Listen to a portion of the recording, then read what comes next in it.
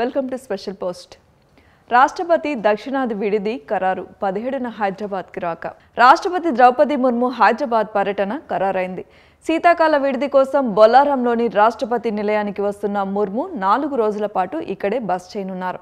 రాష్ట్రపతి రాక నేపథ్యంలో సీఎస్ శాంతికుమారి ఏర్పాట్లను సమీక్షించారు. ఈ నెల 17వ తేదీన హైదరాబాద్ రానున్న రాష్ట్రపతి 4 రోజుల పాటు బొల్లారంలోని రాష్ట్రపతి నిలయంలో బస చేయనున్నారు.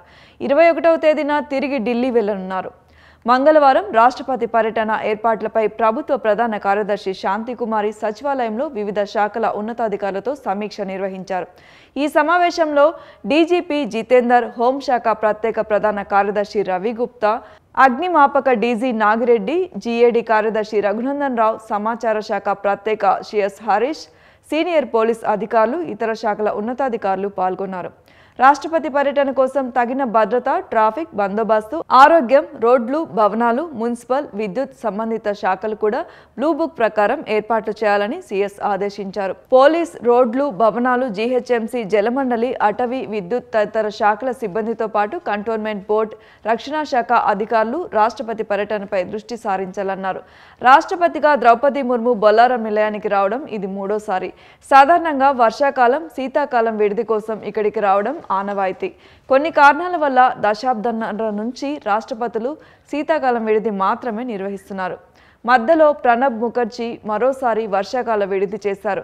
గత ఏడాది తొలిసారి శీతాకాలం విడిది కోసం వచ్చిన ముర్ము రాష్ట్రపతి నిలయాన్ని సామాన్యులు అన్ని రోజులు సందర్శించుకునేలా అవకాశం కల్పించారు. రాష్ట్రపతి బస చేసే సమయంలో తప్ప మిగతా రోజుల్లో ఈ చారిత్రక భవనాన్ని సందర్శించే అవకాశం ఉంది. ప్రత్యేక విమానంలో ఈ నెల 17వ తేదీన మధ్యాహ్నం రాష్ట్రపతి ద్రౌపది ముర్ము నగరానికి చేరుకుంటారు.